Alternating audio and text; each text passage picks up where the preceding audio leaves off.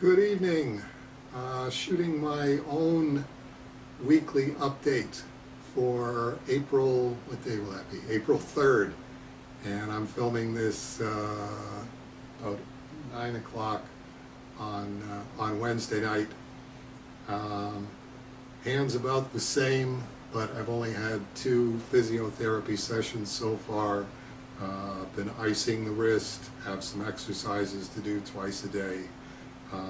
So the prognosis is good. But it's going to be probably 8 weeks before I know what effect this is having on the teeny tiny little Strange Death of Alex Raymond lines.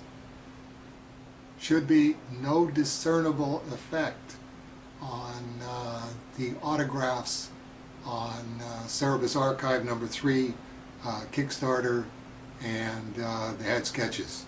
So, good news, and thank you for the people who joined in on Kickstarter for Cerebus Archive number 3, and still waiting for the money to land in the bank account, but it will definitely keep the wolf well away from the door, and really can't thank all of you enough for participating. Now that you've all seen my TMI, what's left of my belly button photo on Monday, this is going to sound like humble brag, and I don't know how else to make it sound. But with that incision, I have still, to this day, I've still only had the 2 Tylenols that I had the morning after the surgery. It's like, as soon as I was awake the next morning, it's like, here's your pain medication. It's like, oh, what is this? And it's like, it's 3 Tylenols. It's like, 3 Tylenols? It's like, I'm sorry, you gave me an epidural. Like, you know, an epidural is what they give to pregnant women at the height of their labor pains so that they can get through the experience of giving birth. An experience which the late Joan Rivers described quite evocatively, I thought, as taking your lower lip and pulling it over your head. You know, if I have an epidural in, you could probably sharpen a timber axe between my buttocks and I wouldn't even notice. Pain.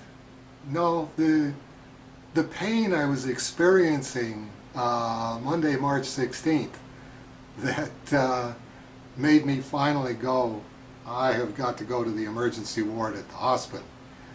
That I would put in the category of pain, where I just wasn't able to do anything else. It was an interesting moment when they took the epidural out, whatever day that was. They all run together. I think it was Thursday or Friday, and said, we'll give you some pain medication now, you know, 3 Tylenols. And I'm like,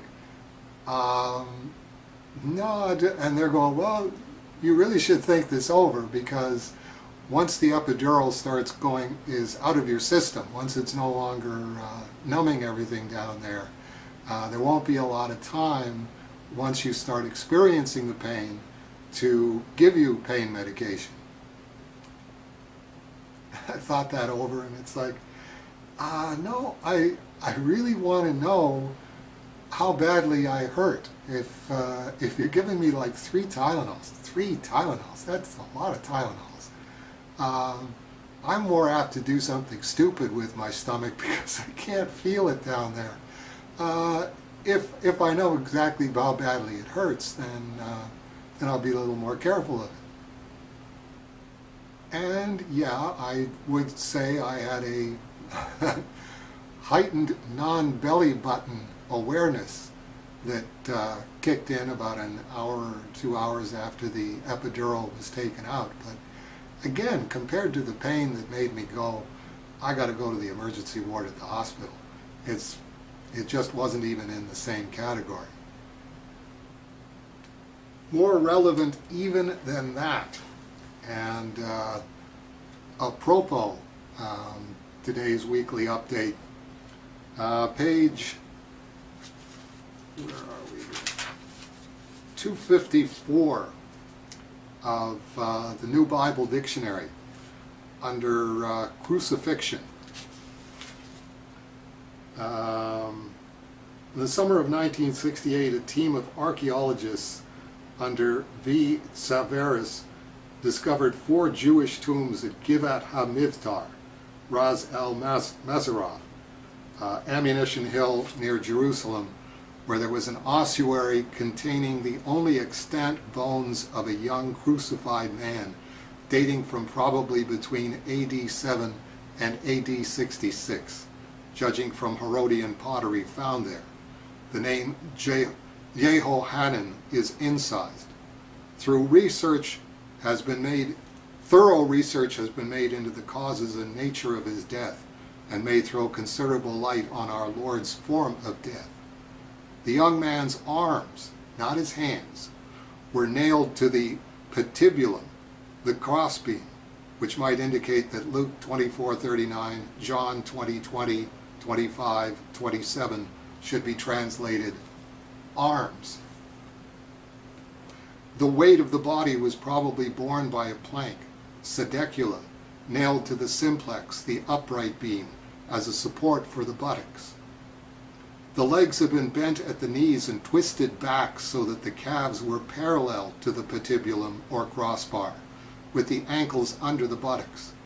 1 iron nail, still in situ, had been driven through both his heels together, with his right foot above the left. A fragment shows that the cross was of olive wood. His legs had both been broken, presumably by a forcible blow, like those of Jesus' 2 companions in John 19:32. If Jesus died in a similar fashion, then his legs were not fully extended as in traditional Christian art. His contorted leg muscles would then have probably caused severe pain, with spasmodic contractions and rigid cramps. This could have contributed to the shortened time of his death in 6 hours, hastened doubtless by the earlier scourging. See, I think you have to get it in perspective. There's pain, and then there's pain. Happy Good Friday, everybody.